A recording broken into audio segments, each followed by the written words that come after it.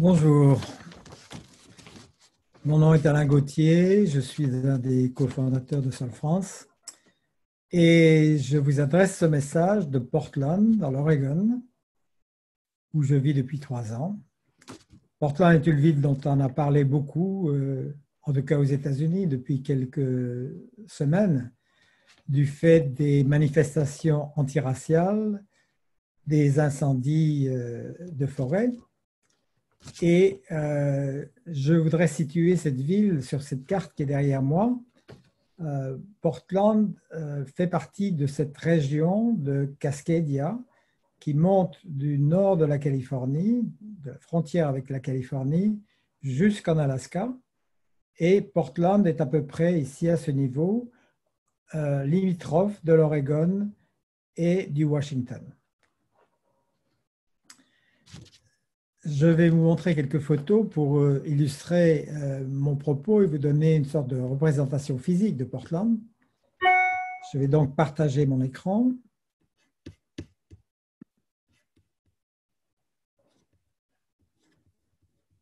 Ah. Et voici. Donc, Portland est au confluent de deux fleuves, la Columbia River qui vient de l'est et la Willamette River qui vient du sud. C'est un endroit qui a été utilisé depuis très longtemps par les tribus indigènes pour se rassembler, échanger lorsqu'ils venaient des montagnes, en particulier pendant l'hiver. La Columbia est un fleuve très puissant dont la largeur est au moins 4 ou 5 fois la Seine et qui traverse les montagnes qui sont à l'est de Portland par cette sorte de trouée héroïque en allant vers la mer par un grand estuaire. Et d'autre part, la Willamette est un fleuve qui est enjambé par de nombreux ponts et qui abrite aussi un port maritime intérieur où des navires de haute mer peuvent venir à destination du Japon, de l'Asie d'une manière générale. C'est une ville qui est nichée dans une vallée au pied de grands volcans, dont le Mount Hood que vous voyez ici sur la gauche, et il y en a deux autres un petit peu plus au nord. C'est une ville qui a été profondément remaniée dans les années 70-80 par un gros effort de rénovation urbaine, ce qui fait que Portland dispose maintenant d'un réseau de transport public, tramway, bus, qui est inégalé sur la côte ouest. Dispose aussi de beaucoup de voies cyclables dans beaucoup de rues. Et il y a probablement autant de cyclistes à Portland qu'il y en a à Amsterdam. Dispose aussi de nombreux restaurants et de ventes de repas et rafraîchissements dans des roulottes, comme celle que vous voyez là sur la gauche. Elle est marquée aussi par une vie de quartier assez forte qui s'est traduite par la peinture d'à peu près dans 60 quartiers différents, de ces peintures géométriques, florales, que l'on retrouve au croisement de deux rues. En fait, celle-ci est tout près de chez moi, dans le nord-ouest. L'habitat est fait en grande partie de maisons individuelles, héritées du 19e siècle et du siècle dernier, mais aussi d'immeubles plus récents et multicolores comme ceux-ci. Et malheureusement, il y a de plus en plus de sans-abri, sans domicile fixe, qui campent sur les trottoirs et à l'orée des parcs en bordure des autoroutes urbaines, il y en a quelques-unes, et qui manifestent en fait des écarts croissants entre différents types de populations.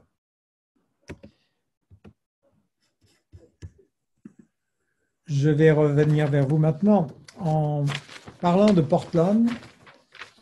Quelques faits supplémentaires. C'est donc une agglomération de 2 300 000 habitants, y compris de l'autre côté de la Columbia vers le Washington. C'est une population qui a beaucoup augmenté dans les dernières années du fait de l'afflux de personnes venant de Californie et d'autres, on pourrait dire, réfugiés climatiques qui viennent du sud des États-Unis en particulier, où il fait de plus en plus chaud. Cet phénomène a contribué à cet accroissement de la population, a causé également une pénurie de logements, notamment de logements à prix modéré, et le rejet à la périphérie d'une frange importante de la population, surtout des minorités raciales et des personnes ayant des revenus faibles, fait que là, on pourrait dire que la ville de Portland et son agglomération est de plus en plus fragmentée et de plus en plus divisée.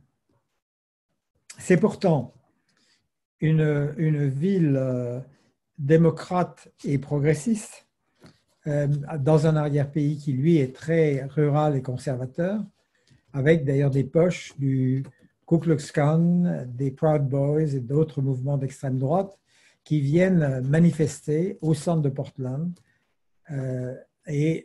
Ça a donné lieu, depuis après une centaine de jours, à des émeutes pratiquement tous les soirs. Émeutes quelquefois avivées par les troupes fédérales envoyées par Trump, qui voulaient calmer les choses, mais en fait qui ont eu un effet inverse. Il y a aussi une violence de gang, notamment parmi les jeunes de couleur, mais pas seulement. Donc voilà, pour cette brève présentation de Portland. Moi-même, j'y suis, comme je vous le disais tout à l'heure, depuis 3 ans. Et depuis 2 ans et demi environ, j'ai été invité à un certain nombre de réunions qui m'ont permis d'observer comment évoluer, quel est l'état actuel de la société de Portland. J'ai également fait quelques interventions en tant que facilitateur dans plusieurs organisations de la société civile, et notamment la NAACP, qui est l'organisme principal pour l'avancement, comme ils le disent, de la population de couleur.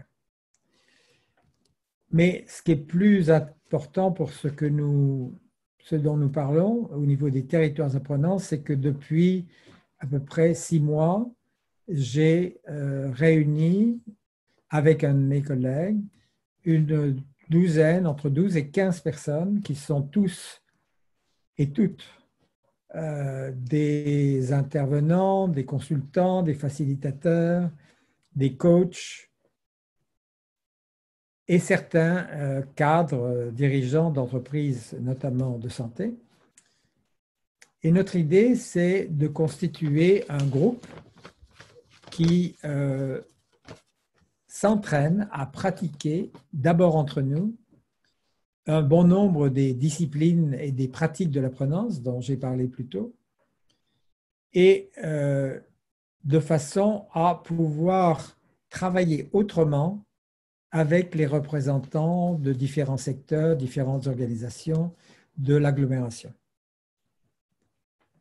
Et nous mettons l'accent sur la remise en cause des schémas mentaux et des attitudes les uns vis-à-vis des autres, la pratique du dialogue entre des personnes qui sont très différentes, qui ont des points de vue qui peuvent être opposés, également l'établissement de relations de confiance, donc un certain niveau de vulnérabilité et d'humilité qui permet effectivement d'engager ce travail de réflexion commune, et la mise en œuvre progressivement de prototypes, d'expérimentation, de projets communs entre plusieurs organisations ou même plusieurs secteurs de la ville. Nous savons que c'est une œuvre de longue haleine et qui va demander un travail assidu et une prise de contact suffisamment large. Ce que nous voulons faire, c'est de construire ou de contribuer à construire en tout cas, et de renforcer la capacité de la communauté urbaine à devenir un ensemble humain qui soit à la fois plus conscient, plus attentif, plus apprenant et co-créatif, au service de tous et de toutes, et de toutes les formes de vie. Car Portland dispose d'un cadre naturel remarquable avec des montagnes, des fleuves qui demandent à être protégés. Et les incendies récents en font la preuve, c'est que nous devons nous soucier autant de la nature, de ce cadre naturel, que de la ville elle-même.